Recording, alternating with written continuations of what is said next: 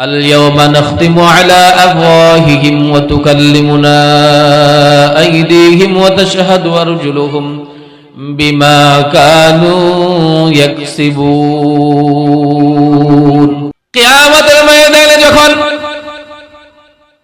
সমস্ত মানুষের আমলগুলি দেখানো হবে,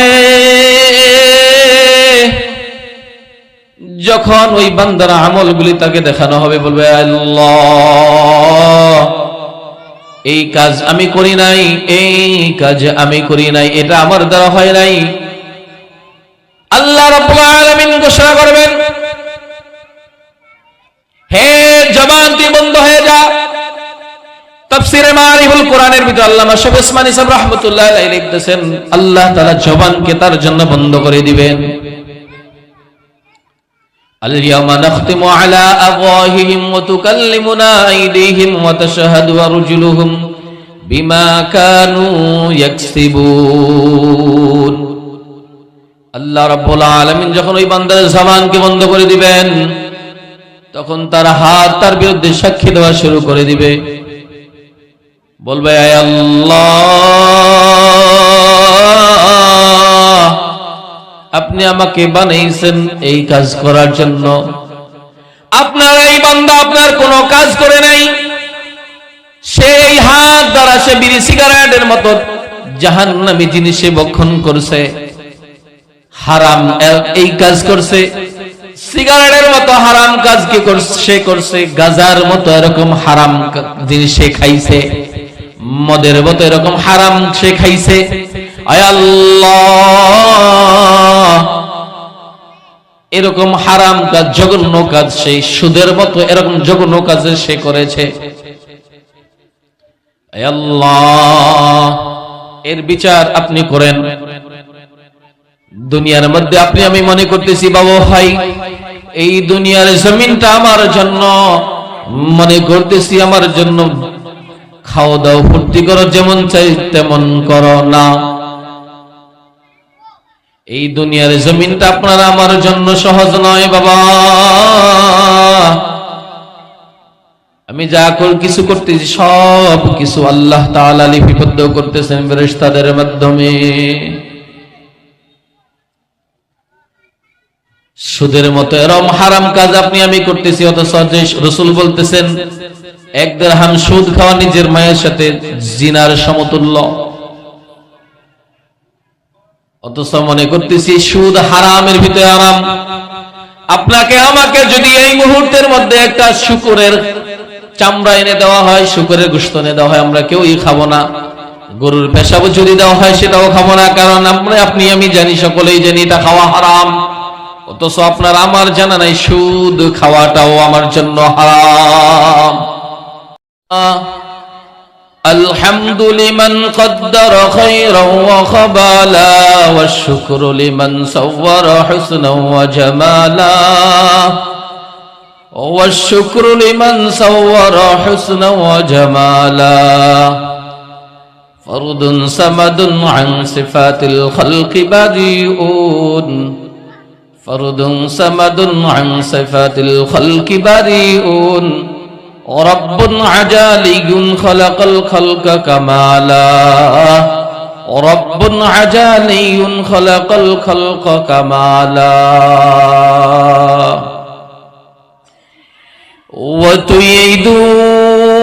وتيدونير মায়ায় পড়ে করছো কত বাহানা, এই যে নাই তোরা সল বাড়ি, কবর যে তোরা সল ঠিকানা। ও তুই এই দুনিয়ার মায়ায় পড়ে করছো কত বাহানা, এই যে নাই তোরা সল বাড়ি, কবর যে তোরা সল ঠিকানা। পূর্বপুরুষ যারাই ছিল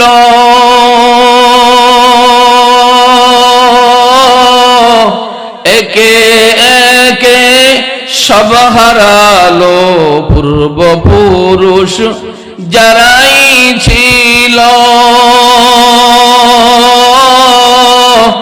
একে একে সব হারালো, তুমি আমি কেউ রব না, তুমি আমি কেউ রব না, দিতে হবে রওয়ানা।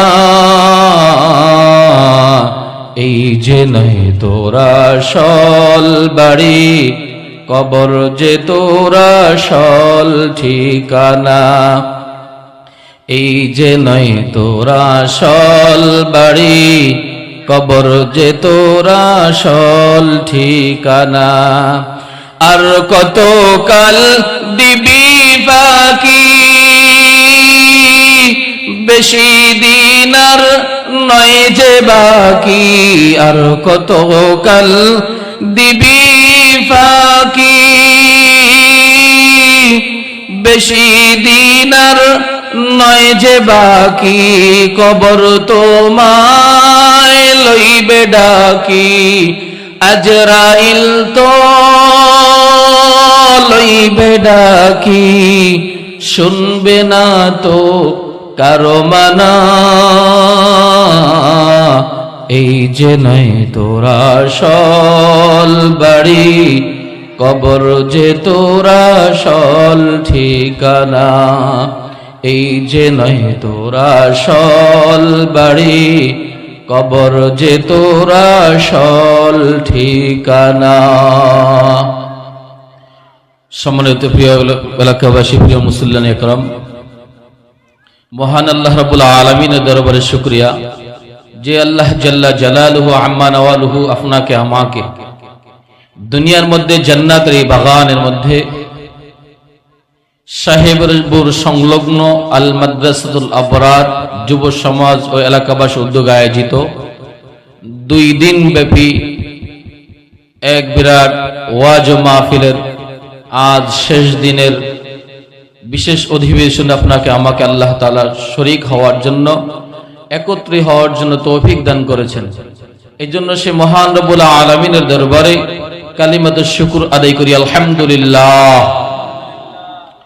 লক্ষ কোটি দরুদ ও সালাম বিশ্বমানবতার ধূত মুক্তির দিশারি সৈয়দুস সাকলাইন আকায়ে নামদার মদিনা কা তাজদার হাবিবি কিবরিয়া আশরাফুল আম্বিয়া জনাবে মুহাম্মদ রাসূলুল্লাহ সাল্লাল্লাহু আলাইহি ওয়াসাল্লামের উপর।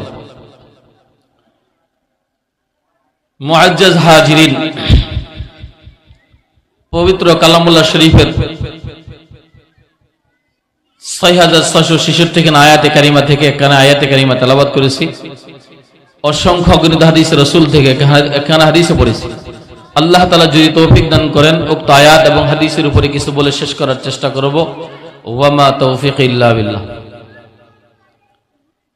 মুআজ্জাজ হাজিরিন, এই দুনিয়ার জমিনের মধ্যে আল্লাহ তাআলা আপনাকে আমাকে হায়াত দিয়ে আল্লাহ তাআলা দুনিয়ার জমিনের মধ্যে প্রেরণ করেছেন। মৃত্যুর মাধ্যমে সেই মহান রব্বুল আলামিনের দরবারে, যিনি আপনাকে আমাকে দুনিয়ার জমিনের মধ্যে প্রেরণ করেছেন, সেই রব্বুল আলামিনের দরবারে আপনাকে আমাকে সাড়া দিতে হবে। আপনার আমার মনে চাক বা না চাক, ইচ্ছা হোক বা অনিচ্ছাই হোক, 10 তলায় থাকি আর গাছতলায় থাকি, বিল্ডিং এর মধ্যে থাকি আর কুড়ে ঘরের মধ্যে থাকি, যেখানে থাকি না কেন, মৃত্যু আপনাকে আমাকে ঘিরেই ফেলবে। আল্লাহ তাআলা এই জন্য বলতেছেন, আইনামা তাকুনু ইউদরিকুমুল মাউত ওয়ালাউ কুনতুম ফি বুরুজিম মুশাইয়াদা। আল্লাহ তাআলা বলতেছেন, যদি শক্ত দুর্ঘর মধ্যে, প্রাচুর্যের মধ্যে, প্রাচুর্যের মধ্যে, মজবুত কেল্লার মধ্যে যদি তুমি পলায়ন করো, সেটাই তোমাকে মৃত্যু ধরবেই ধরবে, পাকড়াও করবে। মরণ থেকে যেথায় পালাও, মরণ তোমায় লইবে ঘিরি। সুদূর আকাশ পারে সেথায় লাগিয়ে সিঁড়ি। আপনি আমি যদি আমার মৃত্যুর সময় আসার সাথে সাথে যদি আমি যেখানেই থাকি না কেন, আমাকে মৃত্যু সেখানেই গ্রাস করে ফিরবে আল্লাহ রাব্বুল আলামিনের হুকুম অনুযায়ী।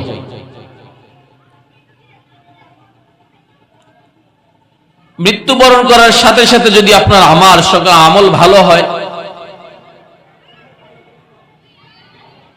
আল্লাহ তাআলা যদি জান্নাতের ফয়সালা করেন,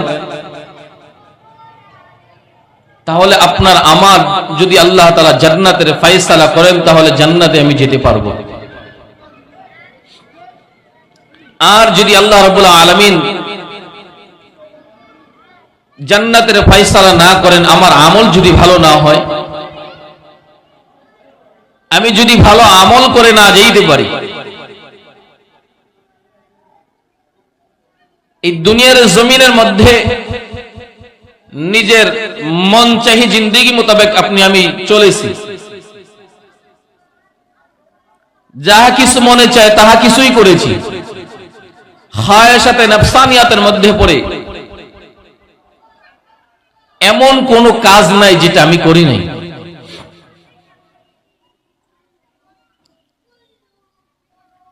এমন কোন কাজ নাই, এমন কোন জিনিস নাই যেটা আমি করি নাই।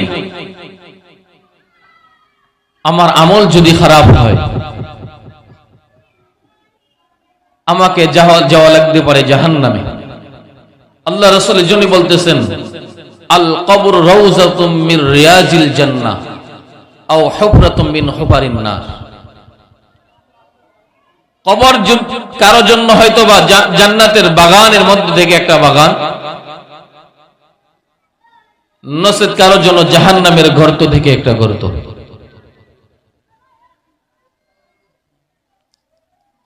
এই জন্য মেরে মুহতারাম দোস্তার বুজুর্গ ভাইও, আল্লাহ রাব্বুল ইজ্জত যদি আপনার আমার যদি আমল ভালো হয়, তাহলে আপনাকে আমাকে আল্লাহ তাআলা জান্নাতের ফয়সালা করে দিবেন। আল্লাহ তাআলা বলেন, ওয়াসিকাল্লাযীনা কাফারু ইলা ওয়াসিকাল্লাযীনা তাকাউ রাব্বাহুম ইলাল জান্নাতি যুমারা। আল্লাহ রাব্বুল আলামিন যদি আপনার আমার জান্নাতের ফয়সালা করে দেন, আমার আমল যদি ভালো হয়, দুই দল ফেরেশতা থাকবে, কোন বান্দাকে নিয়ে তারা জাহান্নামে যাবে, আর কোন বান্দাকে নিয়ে তারা জান্নাতের মধ্যে যাবে। আল্লাহ তাআলা যদি কোন বান্দাকে বলে, হে আমার ফেরেশতারা, আমার এই বান্দাকে নিয়ে তোমরা জান্নাতের দিকে চলে যাও, ফেরেশতারা লাল গালিচা বিছায়া ফুলের মালা দিতে, সংবর্ধনা দিতে দিতে তাকে জান্নাতের দিকে নিয়ে চলবে। আল্লাহ তাআলা বলেন, ওয়াসিকাল্লাযীনা তাকাউ রাব্বাহুম ইলাল জান্নাতি যুমারা হাত্তা ইযা জাউহা ওয়া ফুতিহাত আবওয়াবুহা। জান্নাতের কাছে যখন যাবে, ফেরেশতারা বলবে, ওগো আল্লাহর বান্দা জান্নাতি,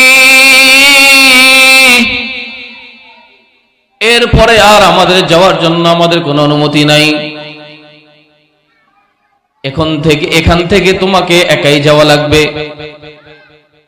বলবে, ওগো ফেরেশতারা, তোমরা কি বলতেছো? এই তো জান্নাতের দরওয়াজাটা দেখা যায় খোলা আছে, এক কদম ফালানোর সাথে সাথেই আমি জান্নাতের মধ্যে গিয়ে পৌঁছতে পারবো, তোমাদের আর যাওয়ার কোনো প্রয়োজন নাই। ওই আল্লাহর বান্দা যখন জান্নাতের গেটের মধ্যে যাবে, গেটটা সাজানোর কারণে এত ঝকঝকে দেখা যাবে। আল্লাহ রাব্বুল আলামিন ওই গেটটাকে এমন জান্নাতের এমন নাজ নেয়ামত দিয়ে আল্লাহ সাজায় দিবেন। কোন মানুষ দুনিয়ার মধ্যে যদি আপনি আমি দুনিয়ার মধ্যে যদি কোনো ভালো জিনিস, কোনো কিছু সৌন্দর্য, কারুকার্য খচিতওয়ালা যদি কোনো কিছু আমাদের নজরে আসে, নতুন কোন জায়গায় যাওয়ার সাথে সাথে আপনি আমি সেদিকে ভালো করে তাকাই, চতুর্দিকে তাকাই, কি আছে সেখানে দেখার জন্য উপলব্ধি করতে থাকি।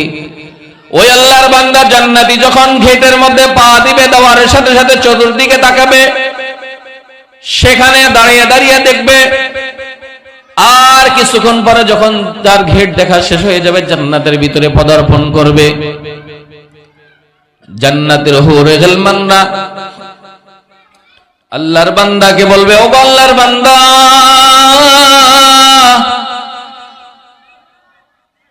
তুমি কোথায় ছিলে? তখন আল্লাহর বান্দা জান্নাতি মেহমান বলতে থাকবে, তোমাদের মুখের মধ্যে হাসি দেখা যায়, তারপরে তোমাদের ভিতরে কেন পেরেশানি দেখা যাচ্ছে? বলে, ও আল্লাহর বান্দা জান্নাতি, ও আল্লাহর বান্দা তুমি কি করেছিলা? বলে, আমি তো কিছুই করি নাই, আমি শুধুমাত্র জান্নাতের গেট দিয়ে ঢোকার সময় আমি গেটের দিকে একটু তাকিয়েছিলাম। বলে, কোন সময়, কি সময়, কত মিনিট দাঁড়িয়েছিলাম?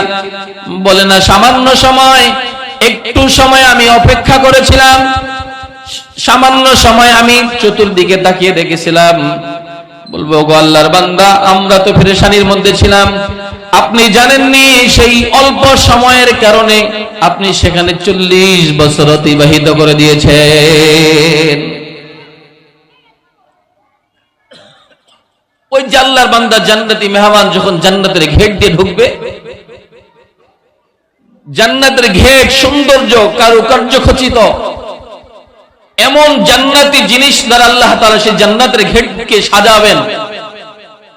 ওই জান্নাতি মেহমান ঢোকার সাথে সাথে সে দুনিয়ার ভিতরে আপনার আমার যদি কোনো নতুন জায়গার ভিতরে আমি যাই, তখন সেখানে কি আছে চতুর্দিকে তাকায়ে দেখি।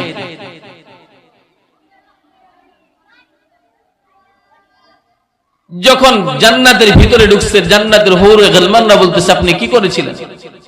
আমি তো কিছুই করি নাই, সামান্য সময় একটু গেটের কাছে দাঁড়িয়ে দাঁড়িয়ে দেখেছিলাম। জানেন, এই সামান্য সময়ের কারণে আপনি 40 বছর সেখানে আপনি অতিবাহিত করে দিয়েছেন। জান্নাতের নিয়ামতের মধ্যে আরেকটা নিয়ামত হলো, দুনিয়ার মধ্যে আপনি আমি যে কোনো আড্ডা গল্পের মধ্যে বসে সময় অতিবাহিত করে দিতে মনে চায়। দুনিয়ার মধ্যে দোকানপাট যে জায়গায় থাকুক না কেন, সামান্য কয়টা কাঠের টুকরার উপর যখন একটা তক্তা মেরে দেওয়া হয়, তার কাটা দিয়ে মেরে দেওয়া হয়, সেই তক্তার উপরে বসে আমার মূল্যবান হায়াতের অনেকক্ষণ সময় আমি ব্যয় করতেছি। আমার হায়াতের মূল্যবান সময়গুলো আমি সেখানে ব্যয় করে দিতেছি, অথচ জানাই এই হায়াতের এই মূল্যবান সময়গুলো আমার এত দামি, এত দামি। এই সময়ের জন্য আমাকে আপনাকে আফসোস করা লাগতে পারে। আল্লাহ রাব্বুল আলামিন বলতেছেন, দুনিয়ার জমিনের মধ্যে তোমার মূল্যবান হায়াতকে তুমি হেলায় খেলায় ব্যয় করিও না। আপনি আমি তো সামান্য একটু নাজ নেয়ামতের কারণে দোকানপাটের মধ্যে বসে আপনার আমার মূল্যবান হায়াতের সময়টা ব্যয় করে দিতেছি।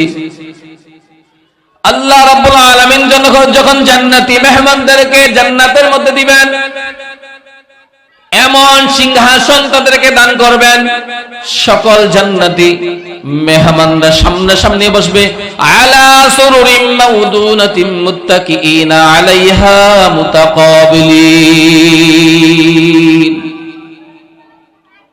সামনাসামনি বসবে, এমন বসবে একজন অপরজনের চেহারা দেখতে থাকবে, একজন অপরজনের চেহারা পর্যন্ত দেখা যাবে, সামনাসামনি তারা কথা বলতে থাকবে। মেরে মোহতারাম দোস্ত আর বুজুর্গ ভাই, আল্লাহ রাব্বুল আলামিন ওই সময় সেই জান্নাতি মেহমানদের চতুর্পাশে দিয়ে হুরে গিলমান সকলে ঘুরতে থাকবে। জান্নাতে নিয়ামত নিয়ে তাদের কাছে ঘুরতে থাকবে, তাদের কাছে শরাব দিবে। দুনিয়ার এই পচা গান্দা, এই দুর্গন্ধযুক্ত সেই শরাব নয়, যেগুলি খাওয়া আপনারা আমার জন্য হারাম। অথচ সামান্য এই জিন্দেগি দুনিয়ার মধ্যে এই সামান্য সময়ের মধ্যে আপনার হায়াত, আমার হায়াতের 65-70 বছরের হায়াতের মধ্যে আমার মূল্যবান হায়াতটাকে এখানে ব্যয় করে দিতেছি, অথচ জানা নাই আমার লম্বা এক সময়ের জন্য আমাকে পাড়ি দিতে হবে, লম্বা একটা সময় আমাকে পাড়ি দিতে হবে। আমরা তো নদী অঞ্চলের মানুষ, সহজে বুঝবো। আপনার আমার যদি এই যে আমরা নদীতে নৌকা বাই, নৌকার ভিতরে যদি দুর্বল থাকে,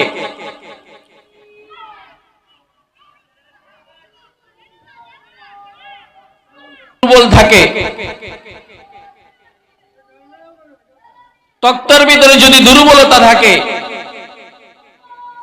তো দেখা যাচ্ছে অথল সাগরের মধ্যে, ঢেউয়ের মধ্যে আমার এই নৌকাকে নিয়ে চলা সম্ভব হবে না, প্রায় অসম্ভব হয়ে দাঁড়াবে। কারণ বিশাল ঢেউয়ের মধ্যে আমার এই দুর্বলতম নৌকাকে নিয়ে আমি চলতে পারবো না।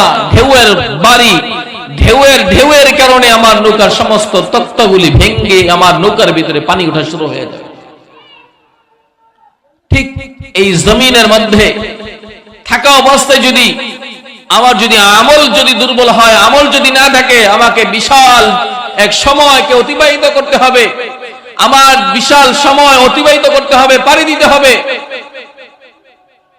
কবরের জিন্দেগি, পুলসরাতের জিন্দেগি, হাসরের জিন্দেগি, মিজানের পাল্লার সময়কে আমার বিশাল এক লম্বা সময়কে আমার অতিবাহিত করতে হবে। যদি আমার দুর্বলতা থাকে, আমলের ভিতরে যদি দুর্বলতা থাকে, আমলের নৌকা যদি আমার দুর্বল থাকে, তাহলে বিশাল সময় আমি পাড়ি দিতে, আমার পাড়ি দেওয়া অসম্ভব হয়ে যাবে। পুলসিরাতের রাস্তা কত বছর জানেন? 30,000 বছরের রাস্তা। নিচন থেকে উপরের দিকে উঠতে 10,000 বছর, সমতলে চলতে 10,000, আবার নিচনের দিকে নামতে 10,000, মোট 30,000 বছরের রাস্তা। এই 30,000 বছরের রাস্তার পুলসিরাত আমাকে পাড়ি দিতে হবে। নিচনে থাকবে জাহান্নাম, আগুন গলি ধাউ ধাউ করে জ্বলতে থাকবে।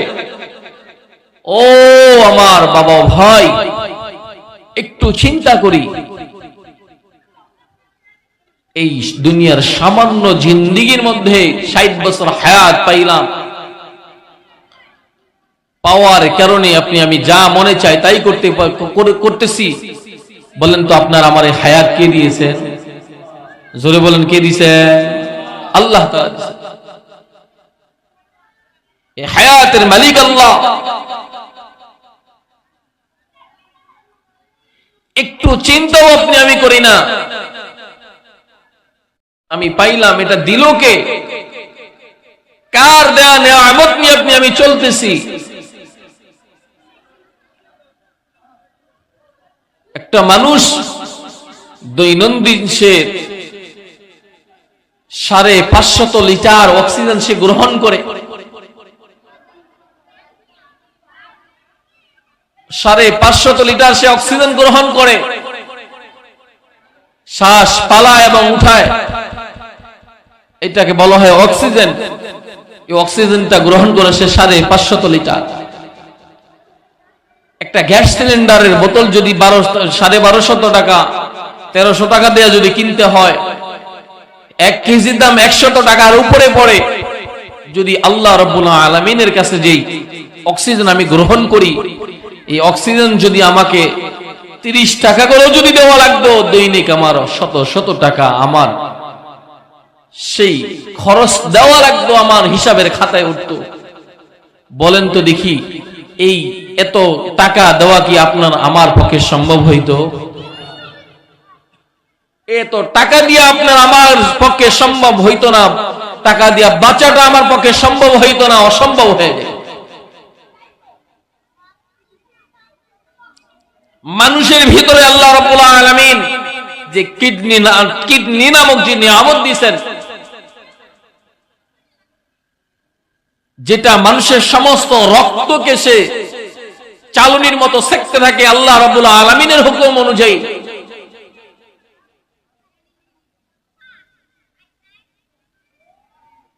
ডায়ালিসিস করার মেশিন, একাধিকবার সাথে সাথে এরকম মেশিন বাংলাদেশের ভিতরে এখনো আবিষ্কার হয় নাই।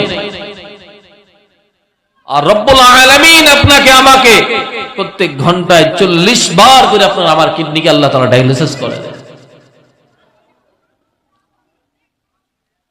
ও আমার দোস্ত বাবা ভাই, ও সাহেবের মোড়ের বাবা ভাই জানেরা, একটু চিন্তা করি, একটু কি আমার অন্তরের ভিতরে, আমার কলবের ভিতরে চিন্তাও আসে না কে বানাইলো আমাকে?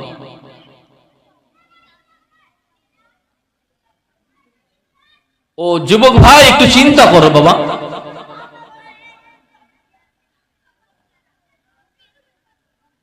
এই জমিনের মধ্যে তুমি আমি কেউই ছিলাম না, আমার কোনো অস্তিত্ব ছিল না জমিনের মধ্যে।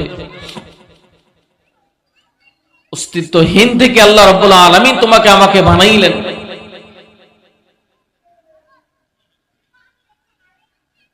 আমার যখন সময় শেষ হয়ে যাবে, আমি যেখানে থাকি না কেন, গতকাল শেষ আপনাদের এখানে শেষ, পরে আরেক জায়গায় বয়ান ছিল, আল্লামা উবাইদুল আকবর সাহেব আমার উস্তাদ হযরত বলতে গিয়ে বলতেছেন, সুলাইমান আলাইহিস সালাতু ওয়াস সালামের বয়ানের ভিতরে, নসিহতের ভিতরে একজন মন্ত্রী ছিল, তার হায়াত শেষ হয়ে গেছে, তার মৃত্যু ছিল অন্য এক জায়গায়। ওই মন্ত্রী বসা ছিল সুলাইমান আলাইহিস সালাতু ওয়াস সালামের বয়ানের মধ্যে, ওয়াজের মধ্যে।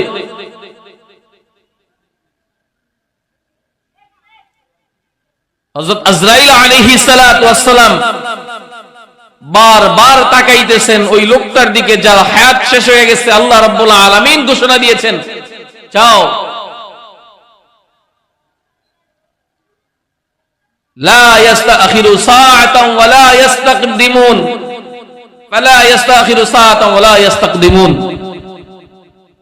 যখন আপনার আমার হায়াত শেষ হয়ে যাবে, এক পা সামনে আগানোর সময় থাকবে না, পিছনে নেওয়ার ক্ষমতাও আমার। সুলাইমান আলাইহিস সালাতু ওয়াস সালামের ওয়াজের মধ্যে ওই মন্ত্রী দিকে হযরত আজরাইল আলাইহিস সালাতু ওয়াস সালাম বারবার তাকাইতেছেন, ঘুরে ঘুরে তাকাইতেছেন। হায়, এর তো মৃত্যু লেখা আছে অমুক জায়গায়, সে এখানে এখনো বসে রয়েছে। আল্লাহ তাআলাকে বলতেছেন, হে আল্লাহ, কিছুই তো বুঝলাম না। কিছুক্ষণ পর সেই মন্ত্রী বলতেছে, ওগো আল্লাহর নবী পয়গম্বর সুলাইমান আলাইহিস সালাম, আমার শারীরিক অবস্থা ভালো না, আমাকে আমার দেশে যাওয়ার জন্য ব্যবস্থা করে দেন।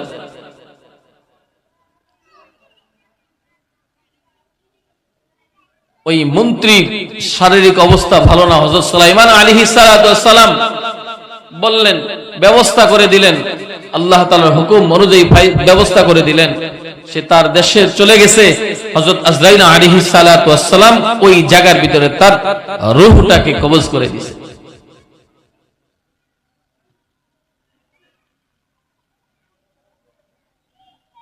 তো মেরে মুহতারাম দোস্ত বুজুর্গ, ভাবা ও ভাই,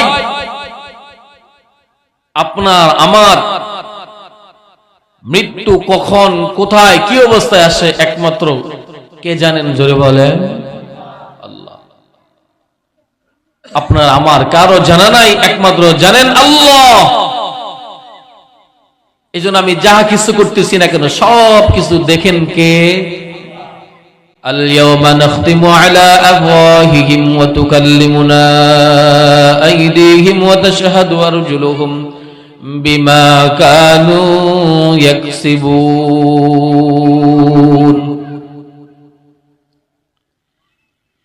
কিয়ামতের ময়দানে যখন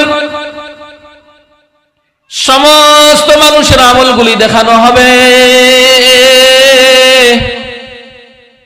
যখন ওই বান্দার আমলগুলি তাকে দেখানো হবে, বলবে, আল্লাহ, এই কাজ আমি করি নাই, এই কাজ আমি করি নাই, এটা আমার দ্বারা হয় নাই।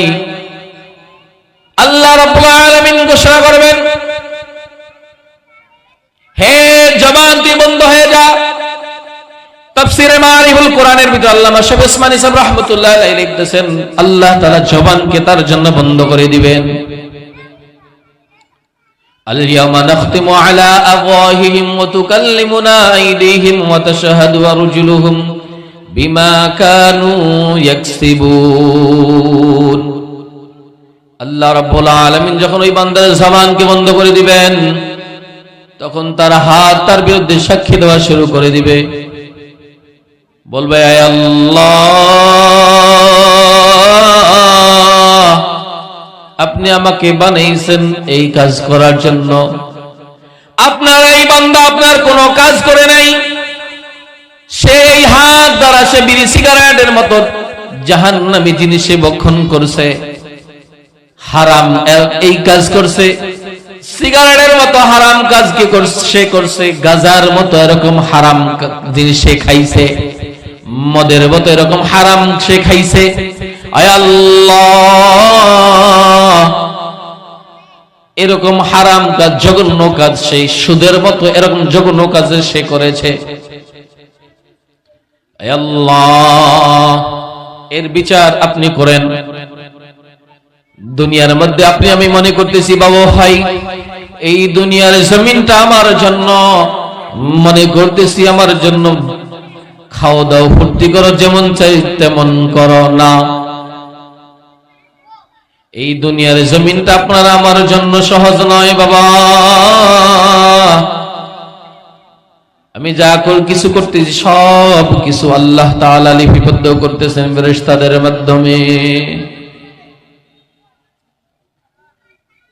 সুদের মতো এরকম হারাম কাজ আপনি আমি করতেছি, অথচ রাসূল বলতেছেন এক দিরহাম সুদ খাওয়া নিজের মায়ের সাথে জিনার সমতুল্য। অথচ মনে করতেছি সুদ হারামের ভিতরে হারাম। আপনাকে আমাকে যদি এই মুহূর্তের মধ্যে একটা শুকরের চামড়া এনে দেওয়া হয়, শুকরের গোশত এনে দেওয়া হয়, আমরা কেউই খাবো না। গরুর পেশাব যদি দেওয়া হয় সেটাও খাবো না, কারণ আপনি আমি জানি, সকলেই জানি এটা খাওয়া হারাম। অথচ আপনার আমার জানা নাই সুদ খাওয়াটাও আমার জন্য হারাম। যদি শুকরের গোশত আমাকে যদি এনে দেওয়া হয়, আমি খাবো না, কারণ এটা আমার জন্য হারাম। গরুর পেশাব যদি দেওয়া হয়, এটাও আমি খাবো না। আমি মনে করছি এটা আমার জন্য হারাম। আমাদের পাশের রাষ্ট্রের সেই দাদা বাবুরা তো খাইতেছি কি কন, অথচ এই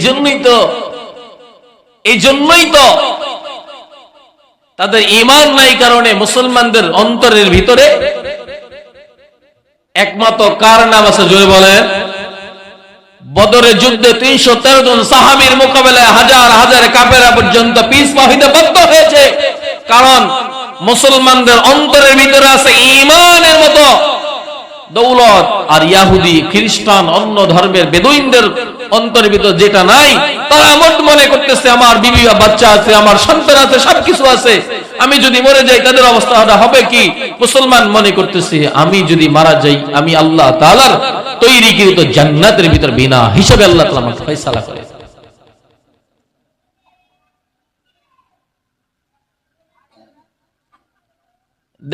দেখেন না, কয়েকদিন আগে পাকিস্তানের সাথে যে ভারতের যুদ্ধ বাজছে, একসাথে সব শেষ হয়ে গেছে, এক রাত্রে সব বন্ধ। দাদা বাবুরা পালিয়ে গেছে, কারণ মুসলমানদের অন্তরের ভিতরে আছে আল্লাহ তাআলার ভয়। ঈমানের মতো দৌলত নিয়ে যখন তারা সামনের দিকে আগাবে, আল্লাহ রাব্বুল আলামিন কুদরতি ভাবে ওই বান্দাদেরকে আল্লাহ তাআলা সাহায্য তাদের জন্য পাঠিয়ে দেবে।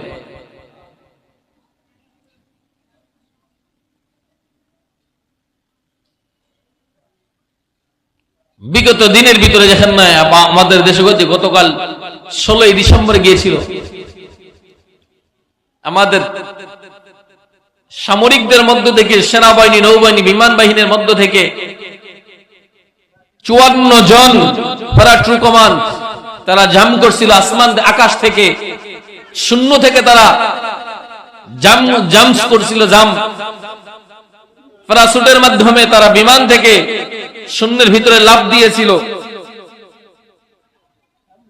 তাদের মুখের ভিতরে ছিল লা হাওলা ওয়ালা কুওয়াতা ইল্লা বিল্লাহ, লা ইলাহা ইল্লাল্লাহু মুহাম্মাদুর রাসূলুল্লাহ, আল্লাহু আকবারের ওই প্রত্যেক 54 জন অফিসারের জবানের ভিতরে এই শব্দটুকু জারি ছিল, যেটা বিগত বছরগুলিতে আমরা দেখি নাই।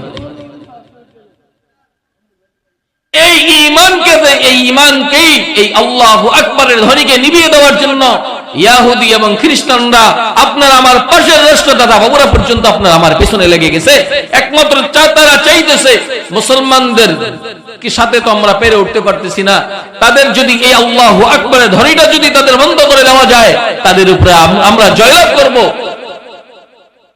আমাদের সেই দাদা বাবুদের হাতের মধ্যে আছে সেই আধুনিক ডিজিটাল যুগের রকেট লঞ্চার, বিমান, রাডার, কামান, আর মুসলমানদের বুকের মধ্যে আছে ঈমান। এই ঈমানের আল্লাহু আকবারের ধ্বনির সামনে তাদের অত্যাধুনিক যন্ত্রপাতি সবকিছু ভূত হয়ে যায়, এগুলি আর কাজ করে না। এই ঈমানকে ধারা ধ্বংস করে দেওয়ার জন্যই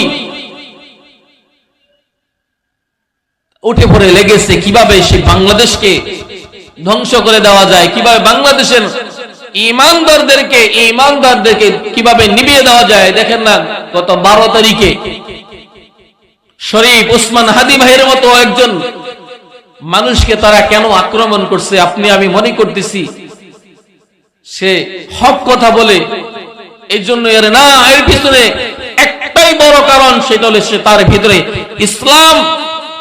ইসলামের প্রেম, এই দ্বীনের প্রেম সবচেয়ে বেশি ছিল।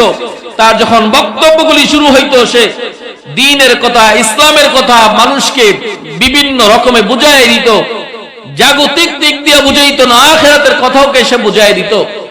সেই পশ্চিমাদের টার্গেটে এজন্য সেই ওসমান হাদি ভাই পড়ে গেছেন। আজকে মৃত্যুর সন্ধিক্ষণে মৃত্যুর সাথে পাঞ্জা লড়তেছেন, লড়াই করতেছেন। আমরা দোয়া করি আল্লাহ তাআলা যাতে করে এই ভাইকে আল্লাহ তাআলা সুস্থতার সহিত নেক হায়াত আল্লাহ তাআলা দান করেন। এজন্য বলতেছিলাম, আপনার আমার সুদের মতো হারাম জিনিস আমি ভক্ষণ করতেছি, আমার জানাও নাই এটা আমার জন্য হারাম।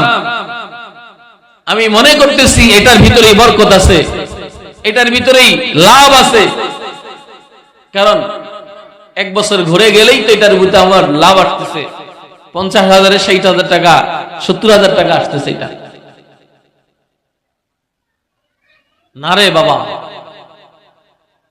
তাকায় দেখো জাহান্নামের আগুনগুলি তোমার আমার জন্য ধাউ ধাউ করে আগুনগুলি জ্বলতেছে।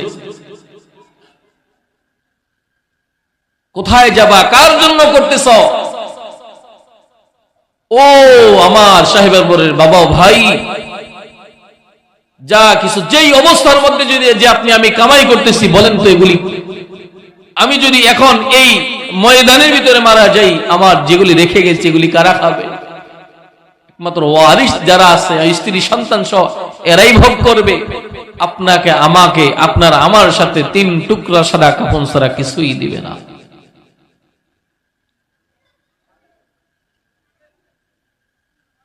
কেন করতেছি আল্লাহ তাআলাকে নারাজ? বলেন আল্লাহ তাআলা এই জন্য বলতেছে, ইয়া আইয়ুহাল ইনসানু মা গররাকা বিরাব্বিকাল কারীম। ও বান্দা, তুমি আমার সাথে কেন রাগ করলা? আমি গয়ব আল্লাহ তাআলা থেকে তোমাকে কিসে ফেরাই দিল? অথচ তোমার দুনিয়ার সব কিছুর জরুরতকে আমি আল্লাহ তাআলা গায়বী খাজানা থেকে পূরণ করতেছি। আসমান থেকে তোমার জন্য বৃষ্টির ফয়সালা করতেছি, জমিন থেকে খাবারের ফয়সালা করতেছি, নদী থেকে মাছের ফয়সালা করতেছি।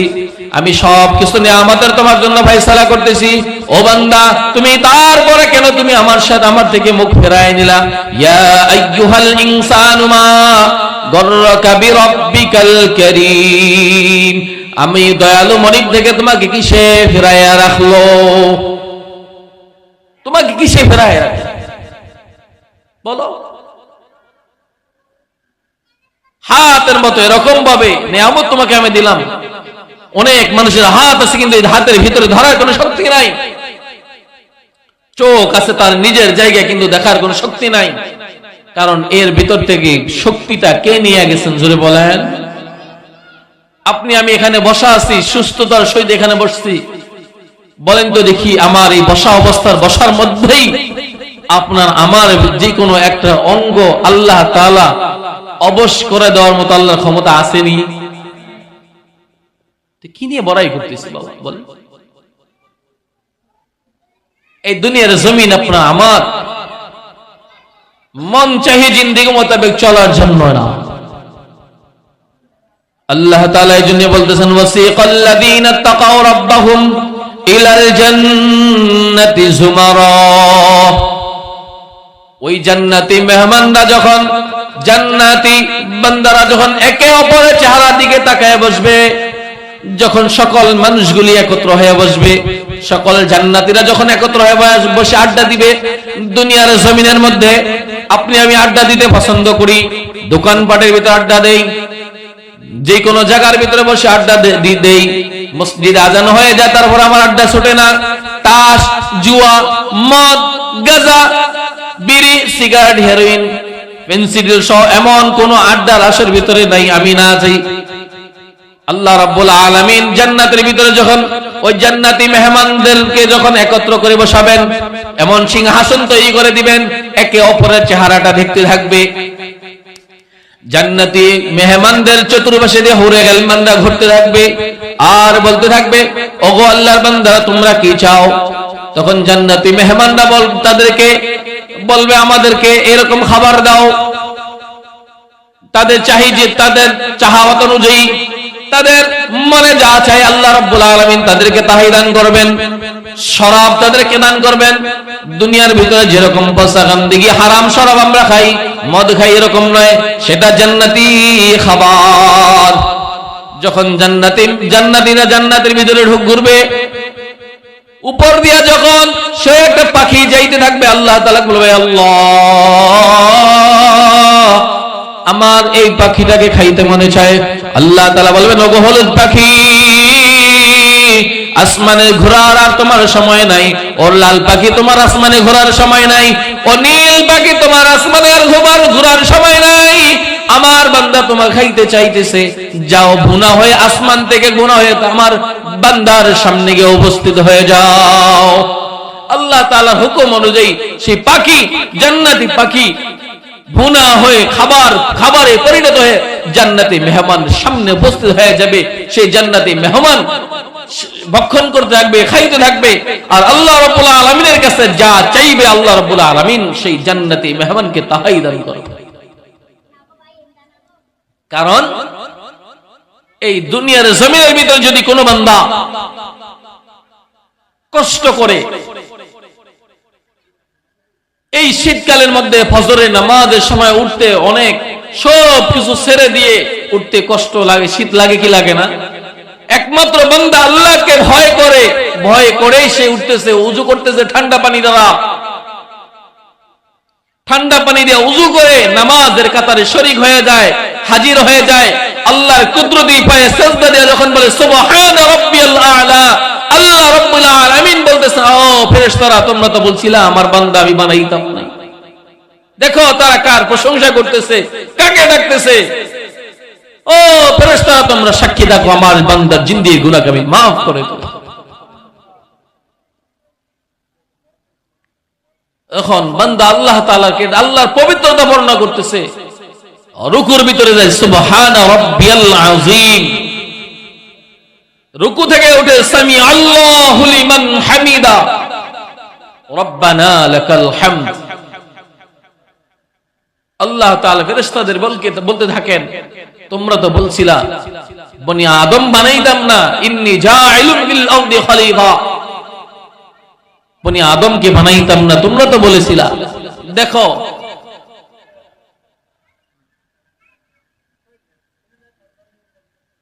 আল্লাহ রাব্বুল আলামিন বনি আদমকে অনেক সম্মানিত করে বানাইছেন, আপনাকে আমাকে অনেক সম্মানিত করে বানাইছেন আল্লাহ রাব্বুল আলামিন।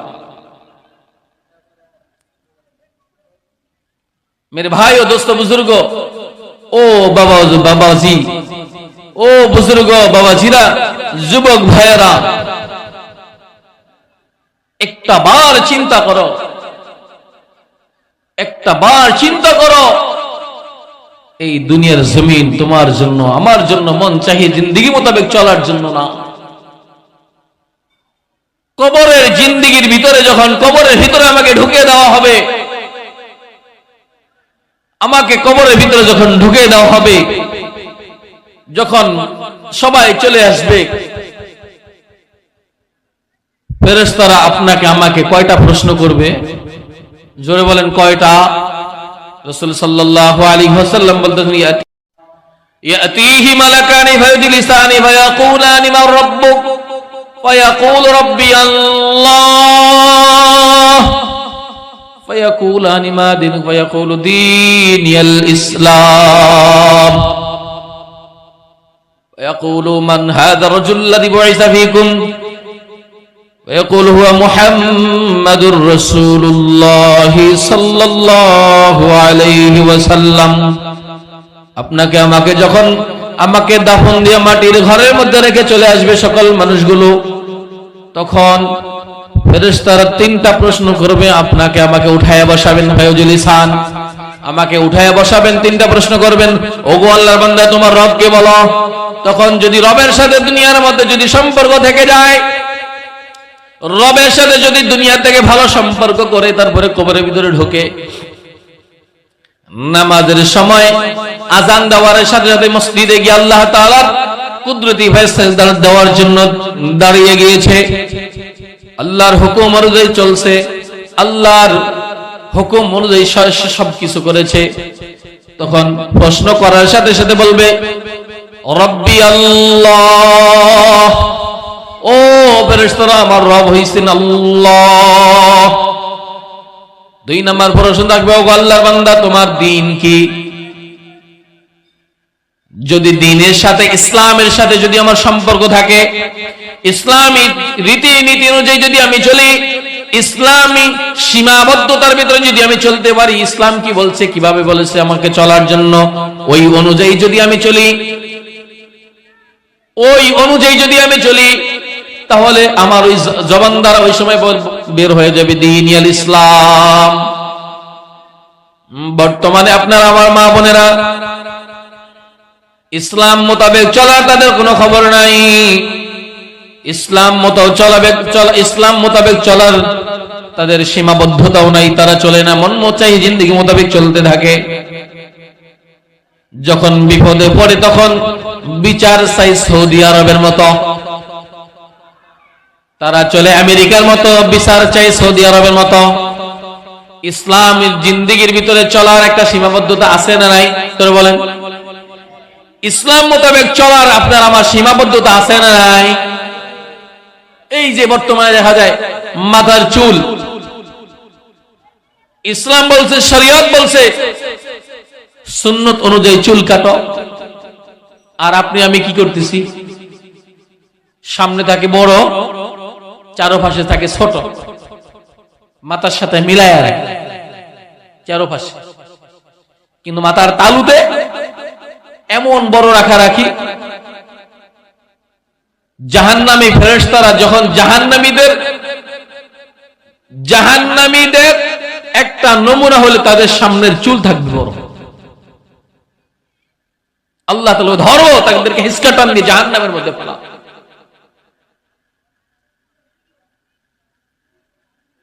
এজন্য বলতে থাকবেন,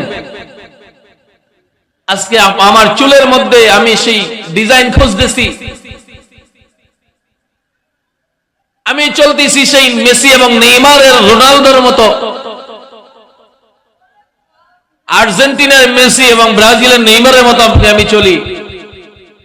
কথায় কথা মনে আসছে, আর্জেন্টিনার মেসির প্রিয় যারা আছেন ভাই, আজকে যে আপনি আমি যে চুল কাটি তাদের মতো বাবা, ও যুবক ভাই বলেন তো দেখি, যখন কিয়ামতের পূর্ব মুহূর্তের মধ্যে যে কানা দাজ্জাল বের হবে, যে দাজ্জাল বের হবে, সবাই জোরে বলবেন সেই দাজ্জালের চোখ থাকবে কয়টা? কথা বলেন না কেন, জোরে বলেন কয়টা থাকবে? একটা। কয়টা থাকবে? জোরে বলেন কয়টা থাকবে? একটা। কোথায় থাকবে বলেন? কপালে। কোথায়? কপালে। তাহলে কানা দাজ্জালের চক্ষু থাকবে কয়টা? একটা। বলেন তো ও যুবক ভাই, মেসি প্রিয় যুবক ভাইয়েরা, তোমাদের প্রিয় সেই মেসির বাম বাজুতে, বাম হাতের গিরার উপরে বলো তো দেখি যে একটা ট্যাটু আঁকা আছে, ট্যাটুর ভিতরে একটা চক্ষু আছে কয়টা? জোরে বলেন কয়টা? কয়টা? কারণ এরা বুঝাইতে চাইতেছে এরা হচ্ছে সেই কানা দাজ্জালের বংশধর। মুসলমানদেরকে তারা একমাত্র তাদের অনুসারী, আপনি আমি ভালোবেসে তাদেরকে ভালোবেসে তাদের অনুসরণ করলাম। ও বাবা ভাই, ও দোস্ত বুজুর্গ ভাইয়েরা, তার অনুসরণ করি না, আমরা করতেছি আমার মন চাই জিন্দেগি মোতাবেক চলার কারণে আমি করতেছি সেই কানা দাজ্জালের অনুসরণ করতেছি। রাসূল বলতেছেন এই জন্য যার সাথে যার মোহাব্বত থাকবে ওই মানুষটার সাথে তারা কিয়ামতের মাঠে হাসর হবে। আমার চুলের দিকে তাকাইলে যে আমি রাসূলের উম্মত হিসাবে আমাকে বোঝা যায় না, হাত পায়ের নখের দিকে তাকাইলে আমাকে রাসূলের উম্মত হিসাবে বোঝা যায় না, আঙ্গুলের মধ্যে 5টা আঙ্গুলের ভিতরে যে কোনো একটা আঙ্গুলের নখ রাখে বড়। এই সমস্ত খাসলত পুরুষ এবং অনেক আমার যুবতী মা বোনদের ভিতরে আছে না নাই? বলেন তো নখ বড় থাকে যেগুলো ওই যে উপরে আপনার মরা যখন জীব জন্তু পড়ে থাকে নদীর কিনারায়, এগুলি যেগুলি খায় সোলায় সোলায় কামড়ে কামড়ে নখ দ্বারা কামড়ে কামড়ে খায়,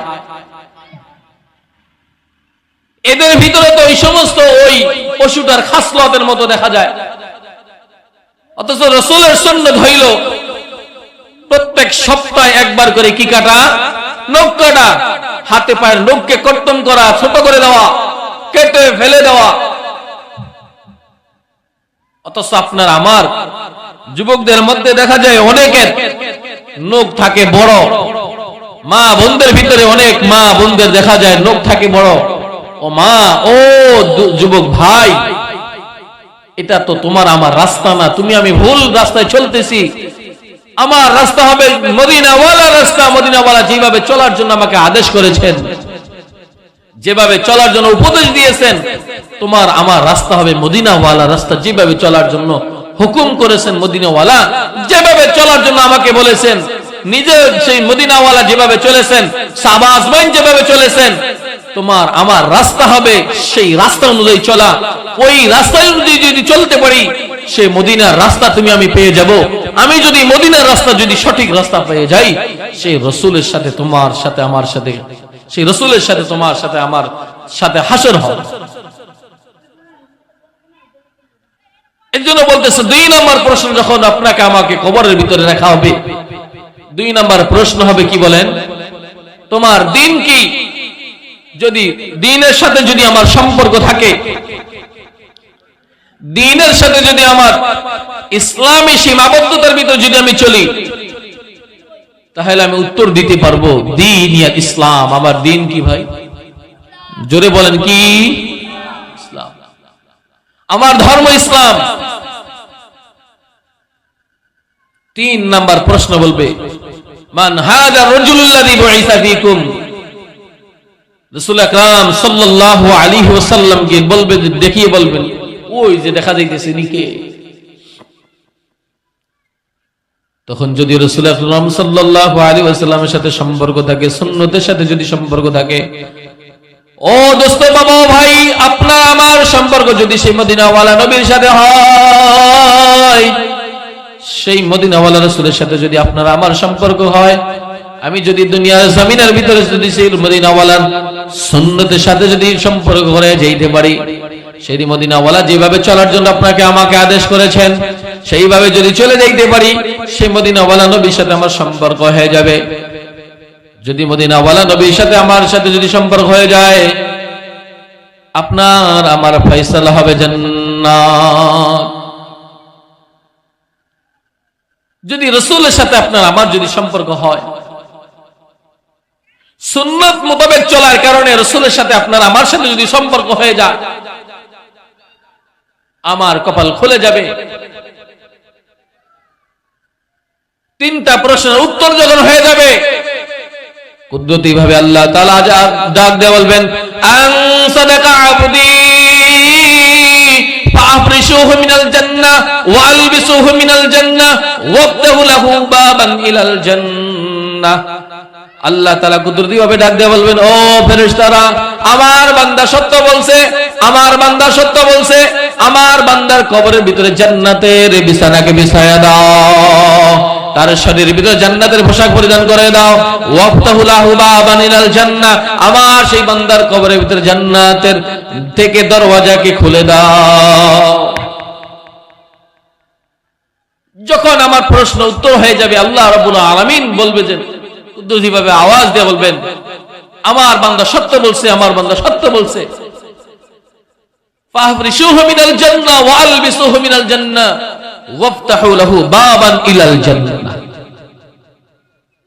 আমার বান্দা সত্য বলছে, তার কবরের ভিতরে জান্নাতের বিছানাকে বিছায়া দাও, তার শরীরের ভিতরে জান্নাতি পোশাক পরিধান করে দাও, তার কবরের মধ্য থেকে জান্নাতের থেকে দরওয়াজাটাকে খুলে দাও। যদি আমার সেই তিনটা প্রশ্নের উত্তর যদি না পাই, এর বিপরীত আল্লাহ তাআলা জবাব দিবে, আমার বান্দা মিথ্যা বলছে। দুনিয়ার ভিতরে আমি আদম নবীনা আলাইহিস সালাতু ওয়াস সালাম থেকে আপনার আমার নবী পর্যন্ত যত নবী আল্লাহ তাআলা প্রেরণ করেছেন, রাসূল প্রেরণ করেছেন, সমস্ত নবীরা একই দিনে দাওয়াত দিয়েছেন, ইয়া আইয়ুহাল্লাযীনা আমানু লা ইলাহা ইল্লাল্লাহ তুফলিহুন। 1,24,000 নবী অথবা 2,24,000 পয়গম্বর যে আমরা বলি, কথাটা সঠিক নয়, এরকম কোন গণনা কিতাবের ভিতরে নাই। এই জন্য মেরে মুহতারাম দোস্তর বুজুর্গ, এই যে দুনিয়ার জমিনের ভিতরে যতদিন পর্যন্ত আল্লাহ তাআলা আপনাকে আমাকে বাঁচিয়ে রাখেন, আপনার আমার জিন্দেগিটা, আমার হায়াত, মূল্যবান হায়াতের অনেক সময় আমি অতিবাহিত করে দিয়েছি। মনে করতেছি যখন বুড়া হয়ে যায় তসবিহ হাতে নিব, মসজিদের কোনায় বসবো। গতকাল যে ওয়াজে গেছিলাম, পাশে 40 বছরের একজন যুবক, তরতাজা যুবক, ওই সময় মারা গেছেন, ওই সময় শেষ হয়ে গেছেন, দুনিয়া থেকে চলে গেছেন। আপনার আমার হায়াত কোন সময় শেষ হয়ে যায়, আমাকে কোন সময় আল্লাহ তাআলার ডাকে সাড়া দিয়ে চলে যাইতে হয় আমার জানা নাই। যে জিনিসের জানা না থাকে, বলেন তো দেখি, ওই জিনিসের জন্য, ওই জিনিসটার জন্য, ওই কাজের জন্য সব সময় তৈরি হয়ে থাকা প্রয়োজন আছে না নাই? মসজিদের চারপায়ে খাটিয়া, এই যে আপনারা আমার গত বছর থেকে এই পর্যন্ত, এই বছর পর্যন্ত অনেক মানুষ, অনেক বাবাজি ভাইয়েরা আমাদের সাথে একত্রে ছিল কি ছিল না বলেন? আজকে তারা দুনিয়ার জমিনের মধ্যে নাই। এই যে মসজিদের এই যে কবরস্থানটা, এই পাশেই একটা কবরস্থান, আমার প্রায় 4 বছর, 4.5 বছরের মতো হয়ে গেছে আপনাদের খেদমতে আছি শাহবেগম মসজিদে। এই কবরস্থানের ভিতরে আমি 2-3টা কবরে দেখছিলাম, আজকে দেখা যাইতেছে প্রায় 10 থেকে 15টা কবর হয়ে গেছে। গত বছর যে আমাদের এখানে একজন আব্দুল কাদের কাকা